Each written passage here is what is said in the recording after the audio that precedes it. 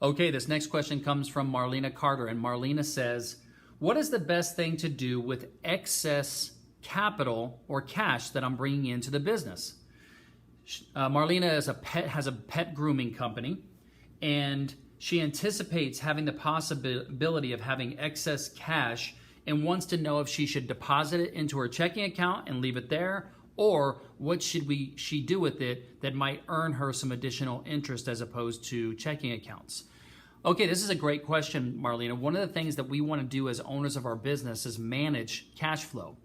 And I remember when in my last business, when there was excess cash flow that was in the business, I would look for things that I could do with that cash to invest in the business that would help bring in more revenue or reduce expenses. So I wanted, because remember, $1 saved is $1 earned. So some of the things that we used to do is when we had a vendor that we would buy products from and we had excess cash and we knew that we were going to use these products all year long, we would reach out to our vendor and say, hey, if we put in a really big order, what kind of discount could we get? So let's say, for instance, I'm used to buying things $1,000 a month at a time, and I've got $10,000, $20,000 of excess cash on the books, right? I go to my vendor and say, hey, listen, if I go ahead and pay for $10,000 of an order instead of $1,000, what kind of discount would you be willing to give me?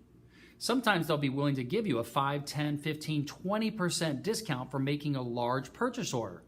If you save yourself 10, 20%, that's the same thing as getting a 10 or 20% return on your investment with zero risk, right? Mark Cuban talks about this a lot. He says, when you have consumable staple items in your household, like toilet paper and toothpaste and things like that, buy it in bulk and get the discount because that is a guaranteed return on investment with zero risk. So that's one of the first things we can do with excess cash flow is try to use that money to leverage discounts to get a good return on investment on that money.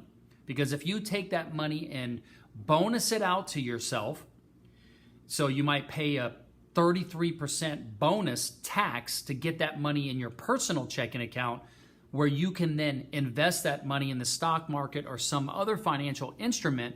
You've got the tax burden that you're paying and the risk associated with investing that money somewhere. Easiest places to look are, where can I invest and get volume discounts to save money? That's what I would do. Over and above that, once you've exhausted that, then you have to get the money over into your personal checking account, which can be in the form of an increased paycheck or a bonus. I wouldn't recommend a dividend, depending on the type of business you have, because dividends, you're going to pay the corporate tax and the individual tax. You don't want to do that.